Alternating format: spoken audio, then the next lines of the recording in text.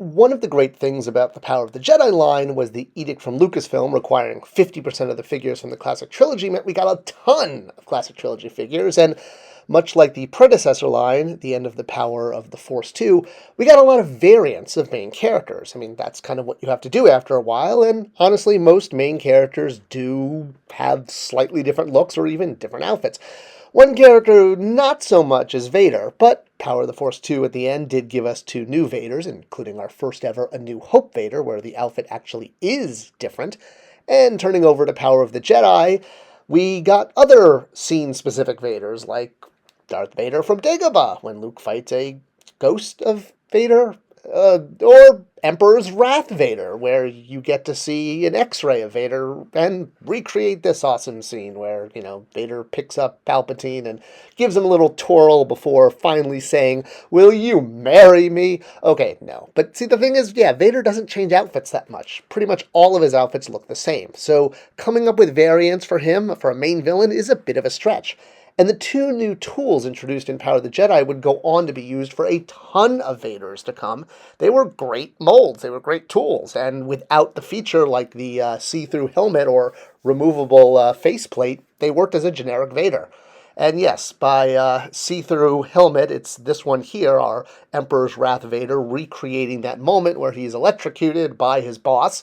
And for a brief moment, you get to see his skull, which is probably what kills him. And, for those of you who are fans of lightning, X-rays, or just in general macabre action figures, this is a guy for you. This particular looks quite popular in toys. It's been done many times, including Funko Pops, and even, of course, anytime you can take a regular Darth Vader and repaint him, bam, you get Black Series Vader, now with Emperor's Wrath detail, with simply a see-through helmet. An updated version of this Vader was later released and retooled late in the line and had two different card releases, a concept card and then the official vintage collection. This figure is definitely superior in the sense that not only it comes with the little electricity snap-ons, but you can remove his hand and actually have the little wire holes that you see when Luke chops his arm off and gets that whole parallel. So, for finding a way to re-release the Dark Lord of the Sith in an outfit that barely changes between films, hey, bravo, it visually looks different. Alright, moving from Vader to his favorite son-in-law, Han Solo, from Clan Solo, better not think about that movie. We also got variants of him in the late Power of the Force 2, and Power of the Jedi picked this up, since a lot of these figures were actually planned to just continue Power of the Force 2.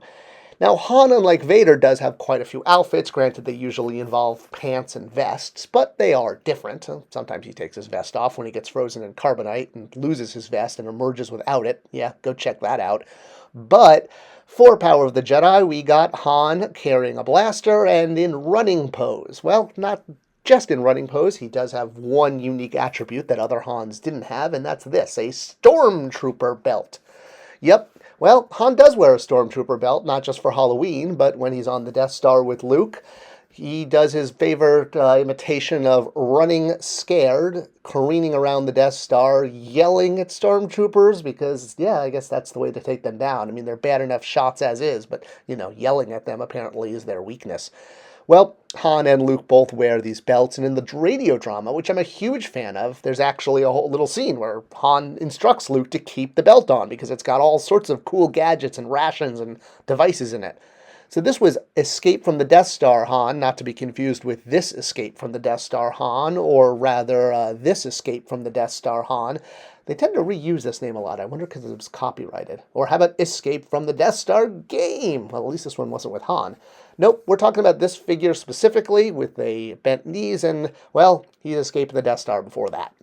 So, when Han and Luke are playing dress-up and disguising themselves as stormtroopers right out of a Flash Gordon movie, they decide to leave the rest of the armor and just take the belts. We don't really see this as much as hear it in the radio drama, but we did get a version of Luke with this Stormtrooper belt in the Vintage series. Still haven't gotten him without it.